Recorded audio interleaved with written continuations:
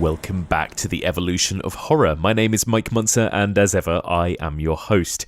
This week, we're doing something a little bit different. As a bonus episode, we are bringing you a live discussion of John Carpenter's brilliant Christine from 1983. That film is 40 years old this year. Can you believe it? So, to celebrate its 40th anniversary, we hosted a very special Evolution of Horror Presents screening of the film at the Cultplex cinema in Manchester last week. So I was joined by friend of the pod Becky Darke and film critic Emily Murray to discuss the film in detail on stage with an audience after watching the film on the big screen. It was such a fun night. It was a packed out audience. We had some great questions and interactions with people in the audience as well, and we even got to go and chat about the movie afterwards with them in the bar. It was so much fun. And before we get into the discussion, just a quick announcement to say that there are loads of other exciting Evolution of Horror screenings coming up around the UK over the next few weeks and months. If you head to evolutionofhorror.com/events, we will list details and links of all of our upcoming events. So just to briefly mention that in March, we're going to be going to Reading on the 16th of March to host a special screening of Mary Lambert's Pet Sematary. What a banger. Followed by a live podcast discussion. We're also going to be hosting a 25th anniversary screening of Hideo Nakata's Ring from 1998. Can you believe that film is 25 years old? We're going to be hosting that in Cambridge on the 31st of March at the Arts Picture House. Steph McKenna will be joining me and Becky Darke. We'll also be hosting a very special horror quiz in the bar beforehand. Then in April, we're going to be coming down to sunny Brighton. We're going to be at the Duke of York Cinema in Brighton, and where better than by the seaside to screen and discuss Alfred Hitchcock's The Birds from 1963. That movie is 60 years old this year, so we're going to be hosting a very special screening of that film at the Duke of York's, and then we're going to be recording a live panel discussion afterwards with special guests. So you can buy tickets for all of these events right now. Head on over to evolutionofhorror.com/events and keep an eye on our website and on our socials. You can also subscribe to our newsletter to get info about more upcoming screenings, because the tickets aren't on sale yet, but we will be coming to Newcastle, we'll be coming to Liverpool, we'll be coming to Edinburgh and possibly Leeds, and we will be returning to Manchester as well. So if you are near or within reach of any of those areas, please do keep an eye on us on all the socials, sign up to our newsletter, and grab your ticket as soon as it becomes available. And all the details and links that you need I will list in the show notes. So now it's time to listen to our live discussion from last week in Manchester of John Carpenter's Christine. Now, this being a live podcast, what you're about to hear is completely unedited. The audio quality won't be as crisp as usual, but it's a really, really fun discussion, so we wanted to share it with you all. I sat down on stage with Becky Darke and Emily Murray to discuss John Carpenter and Stephen King's classic in depth. Enjoy.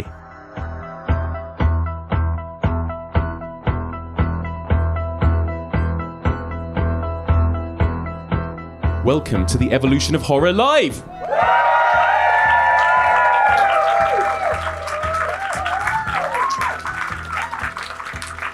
Amazing. We're sat here, I'm sat in a very comfy armchair right now in the Cultplex cinema in Manchester, and we've just watched Christine, John Carpenter's incredible Christine. It's 40 years old this year, and it still looks and sounds absolutely incredible. So I'm here to discuss the film with two very special guests. Friend of the pod, of course, Becky Darke, and film critic Emily Murray. Come on up. It's like climbing Everest getting up on this stage. I know. Hello. That was something, wasn't it? That was amazing. What a picture. Fun. What a fun film. Emily, how did you find it? You'd seen it before, right? But how did you find it watching it on the big screen? I think for me, it's in music. Mm-hmm. I think John Carpenter's pound and score when you watch it on a big screen really just makes your heart like just beat really fast. Yeah. I would say I'd like him to soundtrack my life, but then I'd be living in the fear of God like every single day. Everything would be like bum, bum, bum, yeah, bum, bum, exactly. So many synths. yeah. So but I good. think for me that really came through in a big screen. Yeah, it really did, didn't it? Becky, what do you think of this film generally? What's been your sort of history with it? So I think this is the third time I've seen it. It was probably one of the later Carpenters that I came to, but I just love it. Like, as you were saying in your intro before we started watching the film, like that collaboration between Carpenter and Stephen King just seems to go so well. Like, two absolute behemoths of the horror genre, and seeing it up on the big screen this evening has just like really brought it home to me, like how good that like collaboration is, you know. Yeah, do you think, like I said in the intro, Emily, but like, you know, John Carpenter, I think, was worried about directing this film because he thought the story seemed a bit silly. He thought, how can you make silly, imagine, how can you make a car look threatening and monstrous? Do you think he pulled it off successfully in creating a monster out of a car? Yeah, I think Christine's scary. Yeah. Like she just is. It's just, there's something about her presence. And I think, again, John Carpenter's score really brings that to life. And just like we see the image now, they can't see that, but the image of her on fire. Oh, such amazing. a cool image. It's so Iconic. cool. And like, of course you want to run away because part of my brain's like, how can you, like, surely you can escape a car. But no, turns out you can't. I know. I do always think when these chase scenes happen, like, just run to the side a little bit. Especially that bit at the end where Lee is just like sitting Lee's there, just giving like, up. Yeah, it's just like comatose, kind of like, okay, come for me if you're going to. Do you think, Becky, that's part of the reason why this film has sort of, I don't know, it feels like it's a little bit under the radar compared to other Stephen King adaptations or other John Carpenter films? Is it that, again, people maybe just don't take this premise very seriously? Yeah, I don't know. Like, there are people in the audience who you asked for a show of hands at the beginning. Like, I'd be really interested to hear when you start putting the roving mic around about, you know, how, like, why people hadn't kind of seen it before. I mean, maybe it is just that, you know, killer car doesn't sound like, maybe it does. That sells it to me. Well, I mean, to me as well. Yeah. But yeah, it is a difficult premise to sell, but I agree. Like, I think that he does it amazingly. And I think actually seeing it up on the big screen, I found Christine much more menacing than I have done before. Especially those sequences when you know that Arnie isn't behind the wheel and you just get that it's all blacked out windows. Yeah, it's like, that is proper terrifying. And then she gets all those teeth at the end. It's so good, isn't it? I guess it reminds me of stuff like Steven Spielberg's Duel and that kind of thing, but he does almost make the car look alive, like eyes and a mouth. And obviously you have these great moments with the music. It's a bit like Bumblebee, isn't it? But like the music and the radio kind of says what the car is feeling or thinking, right? Yeah, I mean, it opens with Bad to the Bone. Yeah. I think the use of music, because we have a lot of like 80s, like people like Stranger Things, like 80s nostalgia in terms of soundtrack, but I think the music here, it plays a role. It's not just there for a good needle drop. It plays a role in telling a story and bringing to life, Christine. Like, up until this point, Stephen King adaptations, we'd had like Carrie, we'd had Salem's Lot, we'd had The Shining, like big hitters, right? And again, maybe this is the text itself maybe isn't as big or scary as some of those other ones that we'd seen adapted at this point. Yeah, and what a bunch of horror directors as well. I mean, like Kubrick, De Palma. I know, Toby Hooper. Yeah. Oh my God, and now Carpenter. Like, it's amazing the kind of talent that has actually tackled Stephen King's stuff. Yeah. And this is a different vibe to those ones that you've just mentioned. I mean, it's super camp. And like, we were all like laughing all the way through it, weren't we? Whether we were meant to be laughing or not, a couple of times. Like, there's definitely a couple of moments where Arnie is just like chewing the scenery. Oh, he's so good. He's so good. Yeah. What do you think? I mean, like, this is a film about a friendship at the centre of this, Emily, really, isn't it? It's kind of Arnie and Dennis, and it seems to be mostly about their friendship. Yeah, but he's just a bit of a jerk, isn't he? Yeah. I think I'm on Team Dennis here. 100%. And I think one thing I think is interesting is how quick that switch is with Artie. It's just suddenly he's gone from like nerd, and me and Becky were laughing like, we wear glasses? We were like, suddenly he doesn't wear glasses and he's hot. Yeah. It's all it's like the Clark Kent thing. Yeah. But I think, I suppose, because part of me is like, oh, is that bit too abrupt, but I think it shows you the corrupting power of Christine. Like he's drawn to that car, and I think we're drawn to it as audiences as well.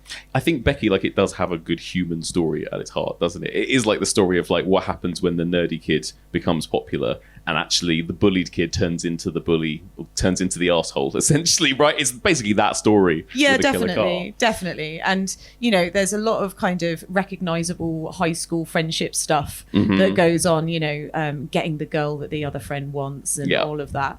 And I think Dennis is great in it as well. And I think they really sell that friendship to me, like from the word go. And so as it does start to kind of disintegrate, like Dennis is like genuinely hurt by the fact that I love Dennis. Yeah, he's like a really good friend, right? Isn't he? Yeah. Yeah. And I think you need the teen drama stuff because we none of us own killer cars that I know of, so we can't relate to that, but we can relate to the teen drama, so it makes it a bit more, I suppose, like accessible. And some of the other supporting characters are hilarious and cartoonish, aren't they? Like Arnie's mum everything is like amped up to the max, isn't it? Everything's turned up to 11 with Arnie's mum. She cries at absolutely everything that happens throughout the film. Obviously the guy that runs the sort of car repair place as well. Yeah, Darnell. Darnell, that's it. Like all these characters. Do you think, Becky, that John Carpenter was going for a kind of comedic tone in this film? I think he had to be, really. Like, yeah. Because it's big, right? Like the performances are big, and the music is big, and the camera work is big, and like it's not a subtle film by any stroke of the imagination. So yeah, I think he was probably going for something like not just kind of disturbing and scary, but something that's, you know, sort of entertaining and lighthearted. And I think it strikes a really good balance. Emily, you mentioned like Stranger Things, and I feel like, you know, when you watch so much stuff now, Stranger Things is the perfect example. It feels like so many filmmakers are taking from Stephen King, and so many filmmakers take from John Carpenter as well. Like everything has that kind of synthy 80s vibe. It's very in at the moment, isn't it?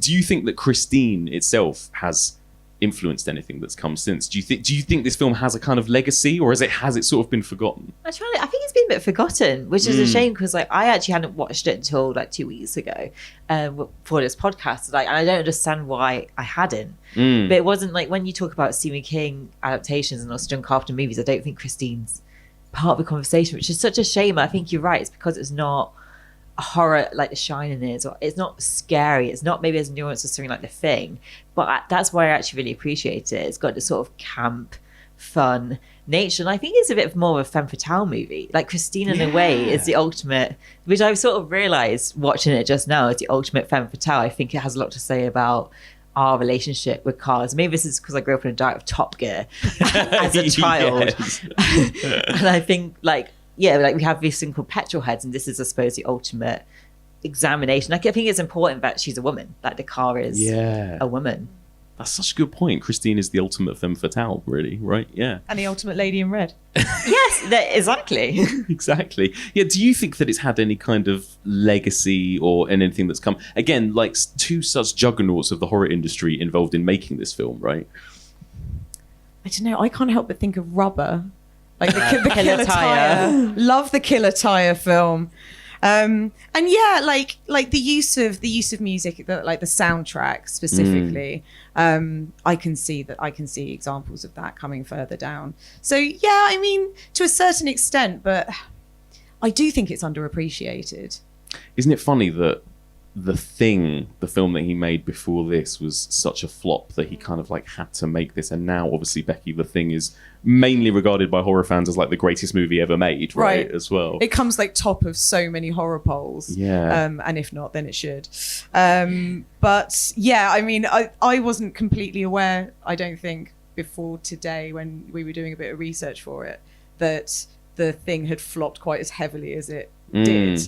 And I was saying to you earlier, like, imagine making The Thing and people being like, meh. Yeah. But, I mean, you would just reassess all of your life choices, wouldn't you? Yeah. But, you know, if this is what came out of it, then it wasn't the worst thing ever. What do you think it is, Emily, about John Carpenter's direction? You know, he is such an influence to so many people, right? Like these visuals and this soundtrack. Like, what is it that works so well for the horror genre particularly, do you think? I said, for me, it's always the score, but I think this, like, because he was going to do Firestarter, wasn't he? But then because the thing flopped, Universal were like, "No, mate, you can't. Like, we're just not going to give you money for Firestarter." So he did this, and I don't think he's particularly proud of this movie, which I find interesting. This is him phoning it in. This is Carpenter phoning it in. Right? That's incredible. I think it's just, like, not everyone could make a car menacing, but he somehow manages it. And I think it's, we talked earlier about the, on fire, but I think for me, one of the key scenes is just when it comes to life. Like when you see it fixing itself, like we know Carpenter can do practical effects. And I think that there's just something so magical, but also haunting about that. I love that scene so much when it's fixing itself. Do you have any other sort of highlight moments, Becky, in this film? Oh my God, I love it. Just as Artie's like dying, he just like reaches out and caresses the car's vagina. Yeah, the thing. As I said, femme fatale. Like, chef's kiss. What a touch. And the other thing is like, making the car menacing, but also like giving it so much personality. I read a quote earlier from Roger Ebert who said something like, they've somehow made me root for a car in a car versus bulldozer battle. Like, how have they managed that? So good. So much fun, that sort of final showdown between the bulldozer and the car. It's something very satisfying about it, seeing it squished as well. I would love to hear from some of you guys. If anyone has any comments they would love to say about the film or any questions for us, please do raise your hand. We've got a roving mic. Yes, we've got somebody over here. Hello. Just start off by telling us your name before you... Hello. Am I going through? Yeah. Hello, I'm Vincent. Hi, Vincent. Hi, Hello. Vincent. Hi. My question is, it's clear from pretty much from the opening moments that this car is evil. It's possessed, it's demonic, whatever. There's no ambiguity, no doubt about it. And so my question is, do you think that complete lack of ambiguity, does that help the horror aspect of the film, and if so, why? Yeah, this is interesting actually, because this is another thing I read. I've not read the book. I don't know if anyone in the audience has read Christine, but in the book, I believe there's a little bit more of an origin story to the car, right? And that it's possessed by a previous owner, some murderous previous owner. Whereas in the film, right, you get the impression that it's just bad to the bone from conception, right? But I like that. Yeah, I don't think we need an explanation of why Christine's evil. She was just bad to the bone. Yeah, what do you think? I completely agree. I think the lack of ambiguity actually adds something to it a lot. We talk a lot about how as franchises go on and you add more kind of everything backstory. Has an origin story. Everything has an origin story. Everything has an explanation. Look at what they did to John Carpenter's Michael Myers character, right? Exactly. Yeah. Maybe that's kind of something that he was thinking about. And it's just like, no backstory at all. It's just bad. It's just a bad car. Yeah. And I think the thing with adapting King is like, when I look at a Stephen King book, it's like this. Yes. Like you have to strip it back for a movie. Otherwise, I think it's too much. And I think that's quite a clever way of stripping it back, but making it still effective. Totally. I think it would have just gotten in the way. Like, this is a really like lean movie. And I think that is only to its benefit. I completely agree. I love that we don't need to know anything about why this car is the way it is. Like from that first scene in the production line, and it slams that bonnet down on somebody's hand. He's just like, right, we get it. It's and you a monster. See him flick a cigar, you're like, you're dead, mate. Oh, it's so good. It's so good. Any other questions or comments from anyone in the audience? Yes, we've got somebody down here. Yeah. Just tell us your name before you... Simon. Hi, Simon. Hello. Hello. So, I mean, it's kind of widely regarded as a kind of mid-tier Carpenter film, and likewise a kind of mid-tier Stephen King adaptation. What do you think Stephen King would have, or John Carpenter would have made of other Stephen King books, or what do you think would have been the ultimate King book to adapt by him? Oh, that is a good question. Yeah, thanks. Oh my God! While I think about this, have either of you two got an answer for this? What other I Stephen think I would have Kings? liked to seen his Firestarter. Yeah, because actually we've still not had a good Firestarter, right? Yeah, we got robbed of that, but we got Yeah. Christine, so I'm pretty happy about that. But I think it would be nice maybe for him to revisit that project. Mm-hmm. Yeah, that's a good shout. I might go It. I think that Carpenter's very good at that kind of like small town, suburban stuff. So I would have liked to have seen what you've done with it. Yeah, I was thinking It as well, because I don't know, is this a controversial thing to say? That I don't know if there's been like a perfect adaptation That yet is not of a It, controversial right? thing Like to say. I think people have dropped the ball with that story, especially in the second half, and I feel like John Carpenter would know what to just strip back, cut down, how to make it as lean and scary as possible.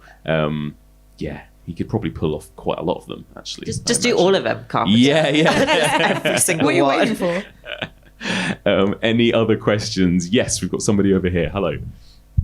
Hello. What's your name? My name's Chris. Hi, Chris. Hello. If you could watch a film about another killer inanimate object, what would it be? Would it be like a murderous set of GHDs or a killer I think GHDs compass? are already murderous. Yeah, pretty much. Yeah. My hair's dead because of it.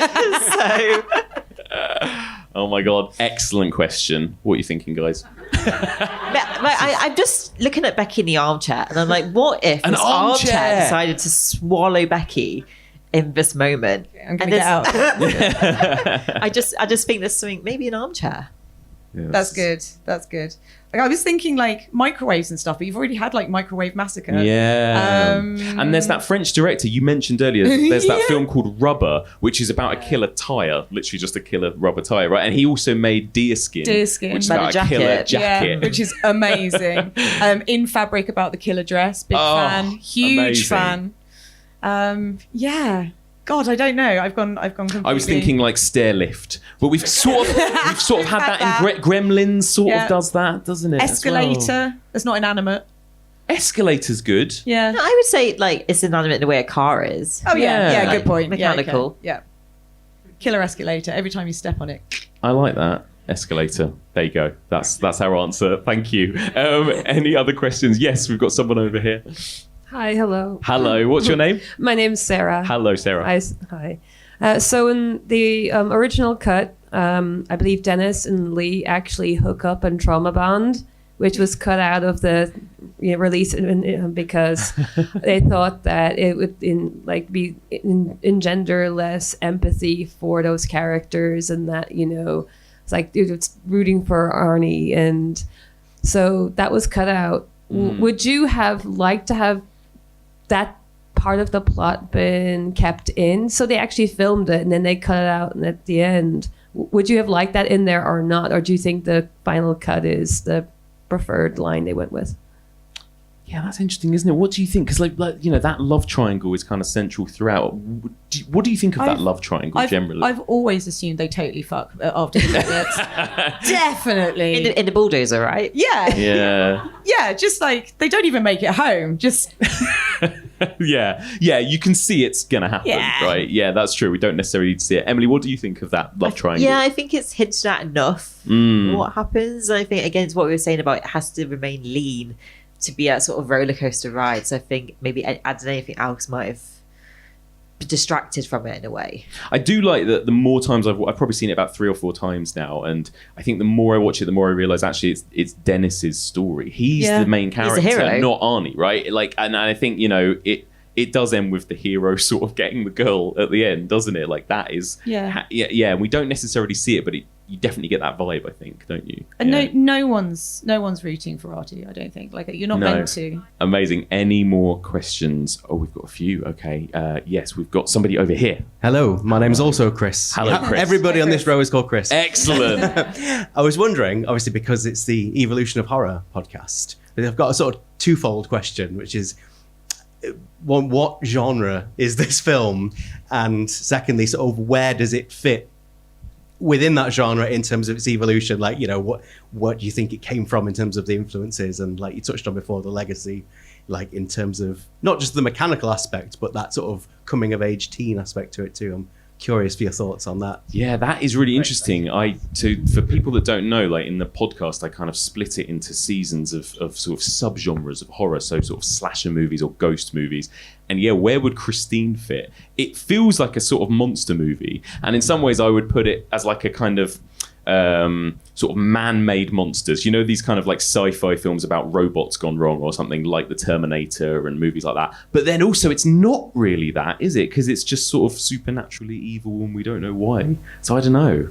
What do you think, Becky? It's just a kind of mechanical monster movie, isn't it? Really, Yeah, maybe slasher sort of. it does have a bit of slasher to it as well, doesn't it? And it's because it's definitely got that teen element, which is so Yeah. important to slashers. Yeah, just picking people off like one by one because they've Yeah. transgressed in some way. Yeah, that's true. I suppose that's the other thing, isn't it, Emily? Like, most of the kids that die in this sort of deserve it. They all deserve it. I would like more children to die. You used the word kids. I think Oh my God! Right. We need to talk about this because the bully with a sideburn. He has very much come from the grease school of casting. Yes. There's a moment where when the bullies are on the car and he's got this giant hammer. I thought they're going to break into grease lightning. So funny. He's like 60. Yeah, he is. No way that guy is in high school. It's so funny. Yeah, I loved that.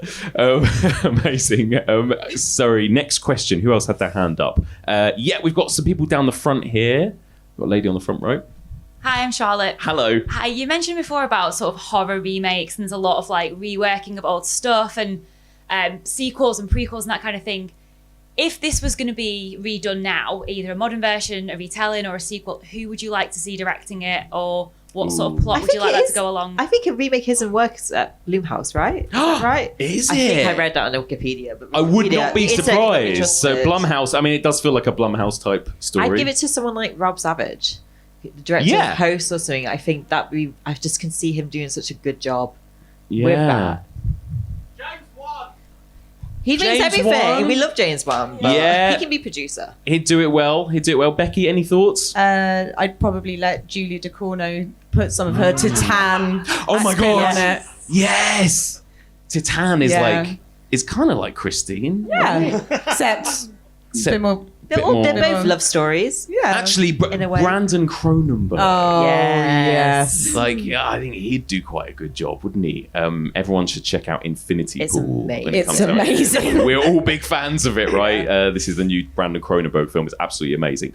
I would love to see him do it. I mean, Mike Flanagan is very good at Stephen King. He's very good at that kind of John Carpenter-ish sort of story and content. So he'd probably nail it as well, actually. Yeah, he's the master, isn't he? Always to be relied upon, Mike. Well done. Yeah.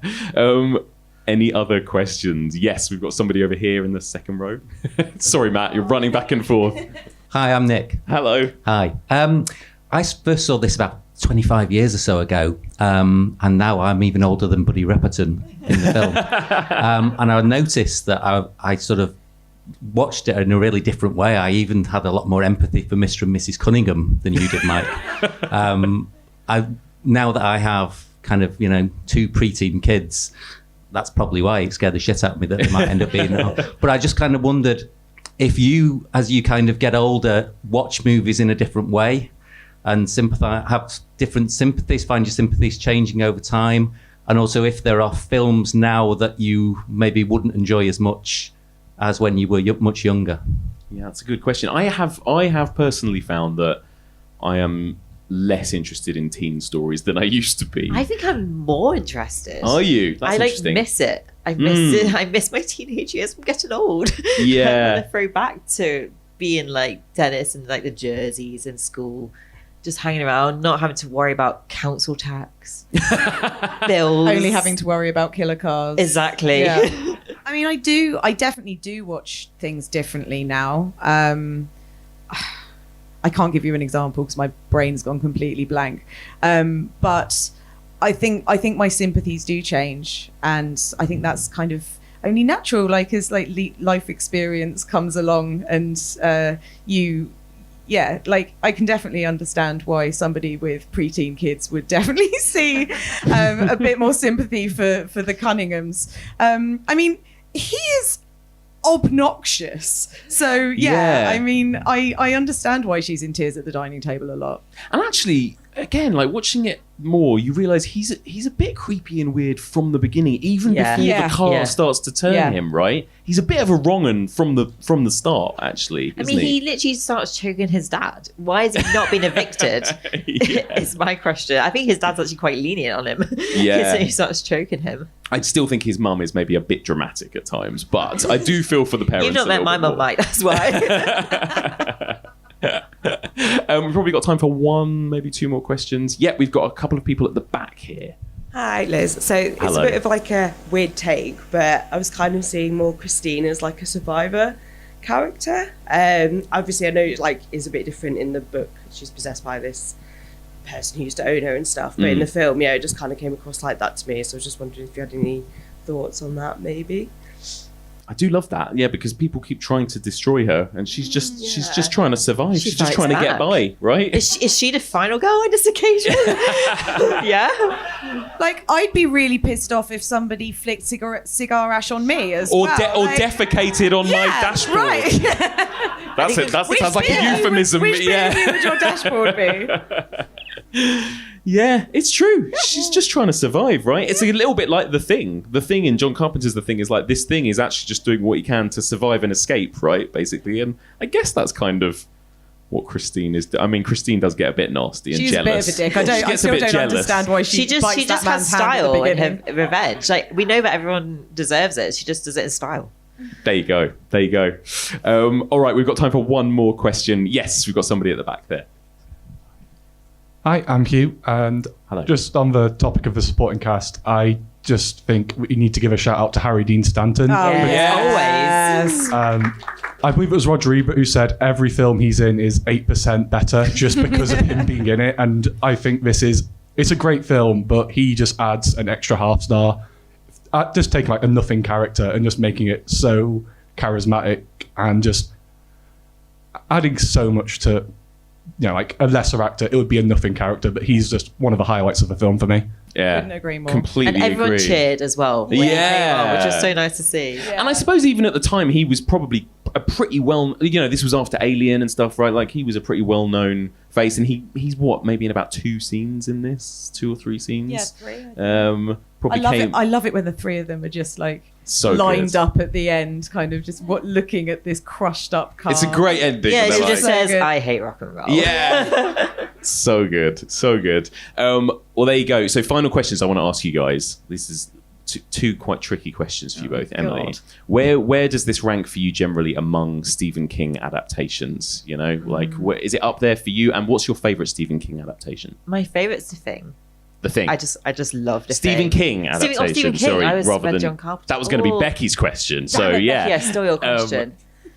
Stephen King Stephen adaptation. King. The Obvious- Shining. The Shining. I know, Yeah. is that a really boring answer?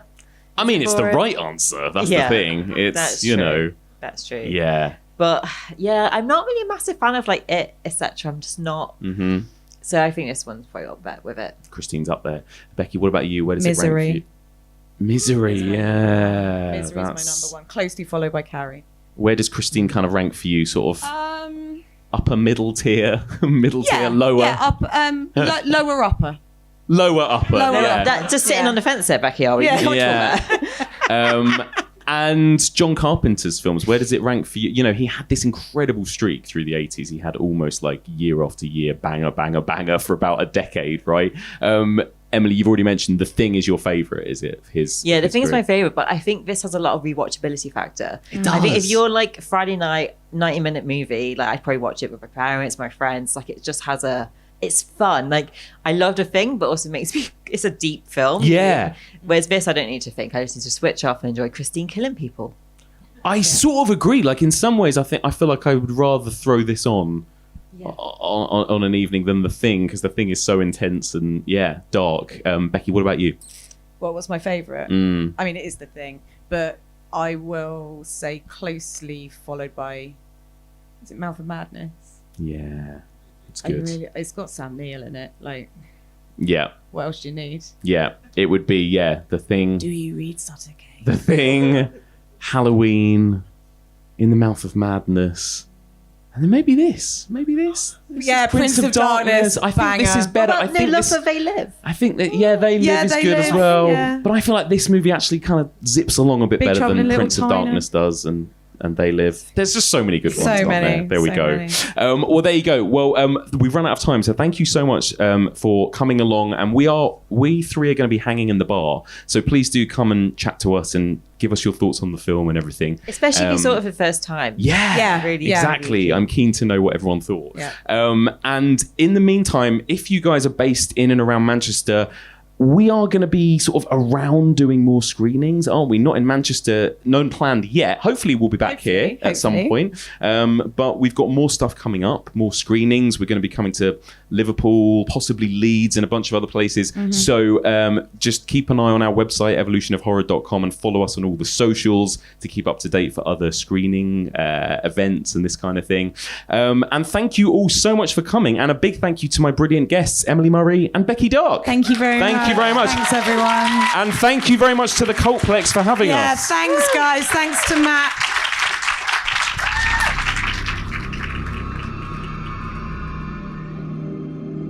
And that's it. Thank you so much for listening. And one more time, a big thank you to the brilliant Manchester Cultplex Cinema for having us, and to my brilliant guests, Emily Murray and Becky Darke. And don't forget to keep an eye on our website, evolutionofhorror.com/events, if you are UK based and want to keep an eye out for an Evolution of Horror screening near you. Thank you so much for listening, and join us again soon for another episode of the Evolution of Horror.